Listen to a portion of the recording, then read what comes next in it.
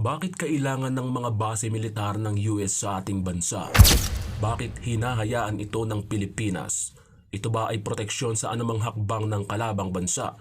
O kasama sa pagpapalakas ng militar ng Pilipinas upang protektahan ang bayan? Posibleng ito ay paghahanda ng Pilipinas kung sakali na sumalakay ang ibang lahi gaya ng China. Kung sakali na mabuang si Xi Jinping at maisipang sakupin ng Pilipinas.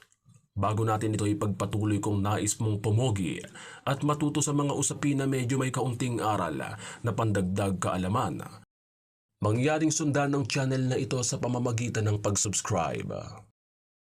Ang EDCA o Enhanced Defense Cooperation Agreement ay isang kasunduan sa pagitan ng Pilipinas at Estados Unidos na naglalayong palakihin ang kooperasyon sa pagitan ng dalawang bansa sa larangan ng depensa at seguridad.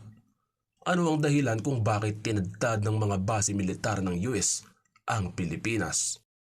Una, ay ang pagtibay ng relasyon sa pagitan ng Pilipinas at Estados Unidos. Ang EDCA ay isang paraan upang palawakin ng relasyon sa pagitan ng dalawang bansa at pagtibayin ng kanilang kooperasyon sa larangan ng depensa at seguridad ng bansa. Kasama rin ang pagbabantay sa kaligtasan sa rehiyon, sapagkat ang Pilipinas ay isang strategic location sa rehiyon ng Asia-Pacific at ang EDCA sites ay nagmimistulang bantay sa kaligtasan ng rehiyon laban sa mga banta tulad ng terorismo, piracy at iba pa. Tapos ay pagtutulungan sa pagitan ng mga hukbong sandatahan. Ang EDCA ay naging daan sa pagtutulungan sa pagitan ng mga hukbong sandatahan ng Pilipinas at ng Estados Unidos. Ito ay nakakatulong sa pagpapalakas ng kanilang kakayahan sa pagdepensa at pagresponde sa mga krisis.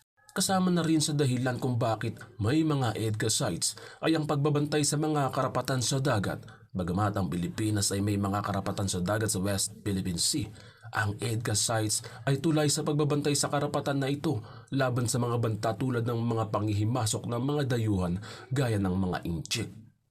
At syempre, kasama rin ang pagtibay ng ekonomiya. Ang EDCA ay daan rin sa mga oportunidad sa pagitan ng Pilipinas at ng Estados Unidos sa larangan ng ekonomiya tulad ng mga proyekto sa pagpapababa ng kahirapan at pagpapalakas ng mga industriya.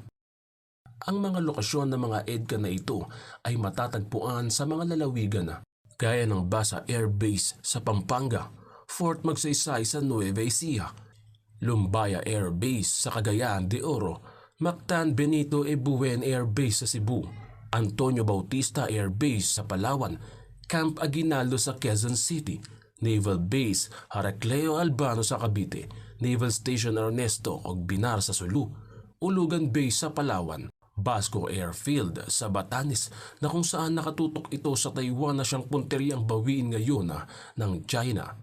Mayroon din sa Itbayat at sa Mahato Fort. Ang mga ito ay posibleng paghahanda ng Pilipinas sa posibleng pagsalakay ng ibang lahi gaya ng China kung sakali na mabuang si Xi Jinping sa kanyang pinaggagawa. Bagamat panay ang paglalahad ng China na wala itong intensyon na sumalakay at kupkupin ang Pilipinas, hindi ito sapat para paniwalaan ng mga inchik na siyang umani ng napakaraming reklamo dahil sa mga kasinungalingan.